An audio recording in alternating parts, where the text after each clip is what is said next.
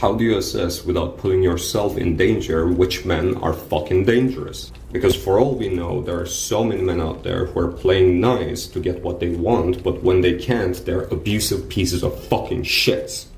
So we are going to play around the idea that men protect women because you have some fucking ego trip or some shit, but we are going to dismiss the fact that men are the ones who are harming women. How about instead of preaching men protect women, we teach fucking men not to harm women and children? But no, that doesn't work, right? Because you want women and children to be fucking vulnerable so that you can step in and lure them into your fucking safety. Instead of dismantling the fucking social norms and patriarchal constructs that are causing harm to these people, you want to tell women that men are not dangerous while you know full well men are fucking dangerous. You all incels are such fucking pieces of shits.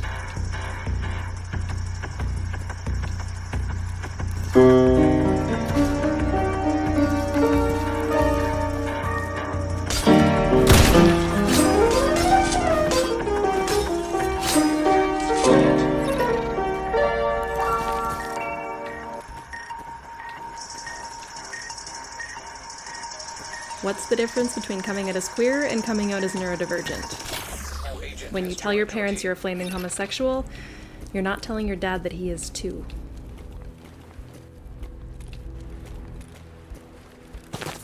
I could have a moment of your time. Nope. Lads, stop giving into soft porn on social media. Bro, she's just wearing a shirt. She's just wearing a shirt.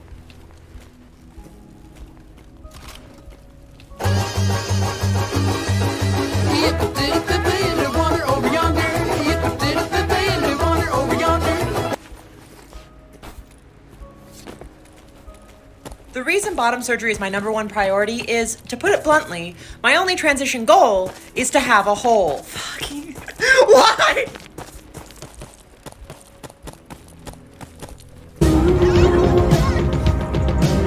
It's you and me. And if only could, I'd make a deal with God, and I'd get him to swap places. Be running up that road. Smoke my butt, smoke my.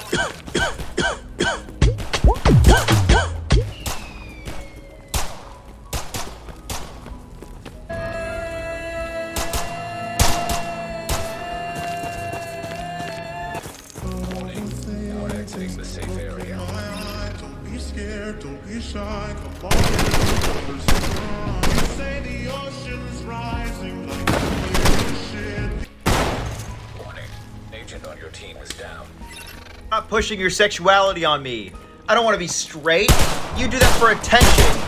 I'm bisexual because I like to give head to goth women and really pretty boys. Go fuck yourself, straighty. Now entering a safe area. Is there a link between TikTok and blackface minstrelsy? A new agent is Here's my joining your team. analysis. Blackface minstrelsy was one of the most popular forms of entertainment in the 19th century and took place mostly in the North. These performances involved white people that imitated black people for entertainment and profit. The key words being entertainment and profit. Although the visual aspects were the most iconic in blackface minstrelsy, linguistic performances of blackness were just as important. For instance, minstrelsy quickly adapted to the radio, with shows like Two Black Crows becoming wildly popular. So, what does that have to do with perspective? Now is probably a good time to reintroduce blackface. Visual blackface was coined by black social media users and was popularized by Lord and Michelle Jackson in this article. It can be understood as a practice of non-black internet users blacking up their online persona through the use of black reaction gifs, images, videos, and vernacular. What I'm getting at here is that TikTok's ability to disconnect the song from the context of its original video is maybe enabling a new form of digital blackface. What we're seeing is that non-black TikTok users are literally using black folks' voices to humorously articulate their own experience. This in turn is done to entertain and increase social capital, aka clout. I can already kind of anticipate critics saying that everyone's voice is getting reused if it's funny enough. Which is a good point, but not when you consider historical context and power relations. So what do y'all think? You guys know what genre of music sucks? Swag rock. Walk back down, good, stand by, go. I have a problem. Well, I have a lot of problems. Here's this problem. I don't want to work for money. I will work for just about any other reason that I can convince myself has value, right? I'll work for me. I'll work for my pleasure. I'll work for my projects, my creativity. I'll work for a friend's needs. I'll work to help someone in need. But for money, I can't convince myself that money is real and that I need to chase it. I don't know what happened. I don't know what switch in my brain. I'm pretty sure that most of what I'm describing is not capitalism. And if I did a little bit of study, I could come up with the right word for what I'm describing. But I just need to find some way that I can just live my life, chase my bliss, help who I can, and that be survivable, please. It's Pride Month, so it's time for a very spicy take on queerness. I feel like there's so much exclusionist discourse that could be ended immediately if our interpretation of queerness wasn't specifically linked to sexuality and gender, but rather to like deviations from heteropatriarchal and capitalist societal norms. Like 100% the cishet dude who lives in like Mississippi or something, who expresses his masculinity by dressing up in drag, is like far more queer than some random white gay dude on Wall Street. I will never understand this need to drive people away from like the club of queerness. Isn't the whole point to abolish these rigid social norms that keep us all in place? Why do y'all think that the best way to go about that is by enacting even more rigid social norms? Queerness should be about freedom. Well, friends, another day of chopping wood, another day of thinking about how our elected officials have failed us once again. Roe versus Wade getting overturned while we have a Democratic president should end the myth of electoralism. Our power is within our communities and our collective resistance, not with parties who have always been against us. These politicians ran on lies that they never planned to follow through with, and essentially they have allowed corrupt corporations to buy our elections. This system rewards corruption, and the pursuit of money and power will always put profit over people. So when you want state intervention, you'll always end up with political corruption. The biggest companies in America got trillions of dollars richer, while millions in the most vulnerable of our communities died. This is a broken system that only serves the ruling class interest. Not to mention our generation has had the highest rate of suicide that we've ever seen. And for a lot of it's known that a few dozen companies have caused catastrophic effects for the climate around the world. While we'll have to experience crop failure and extreme temperatures, the rich will start space programs and get to live out their old age on another planet. Community gardening, medical care, community defense, class consciousness will be key to a revolution. Friends, we're at a tipping point in human history. We either take back the power and give it back to the people, or we die trying.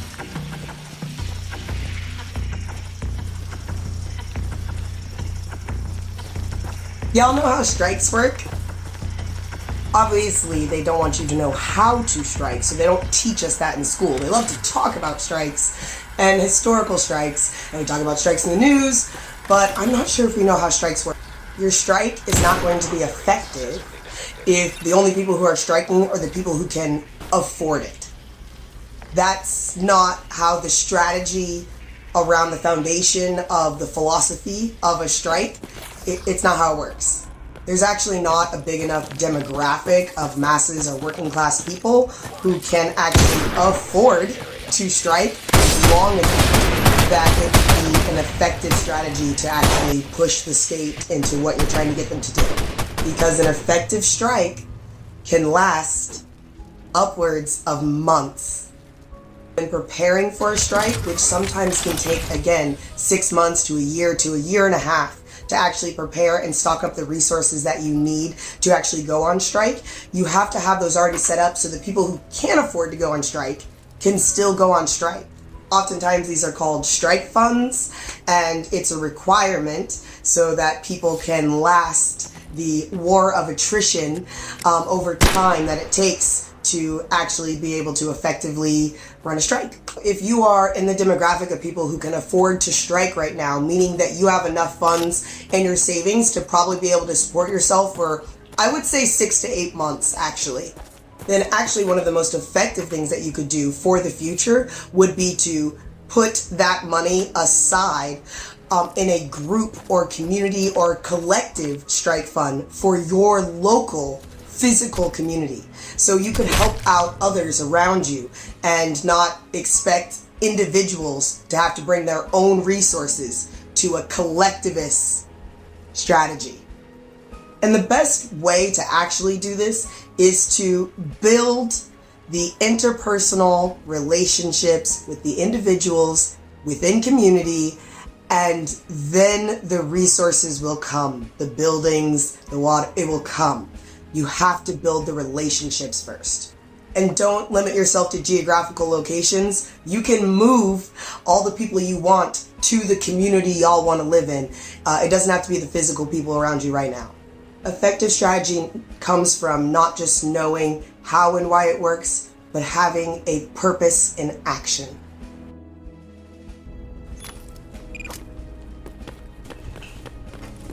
The red looks good on you.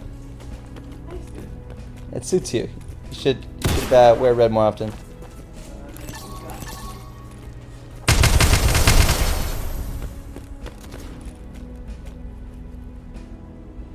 Tradition wants control over my body. Obligation tells me who I should be. Every woman should do as she pleases.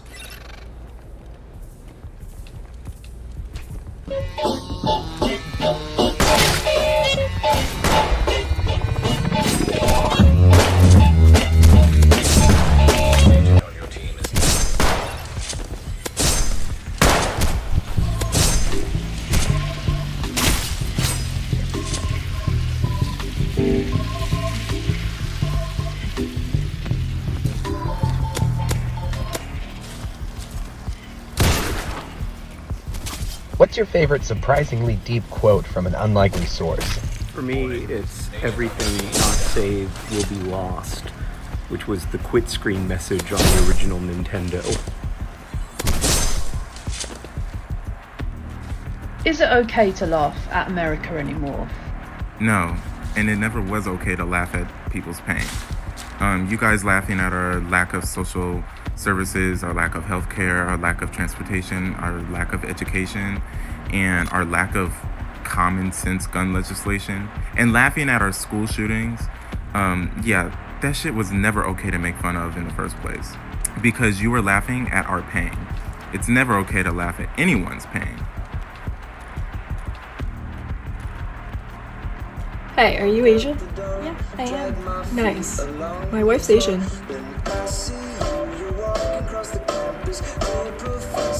You know her? What is this, honey?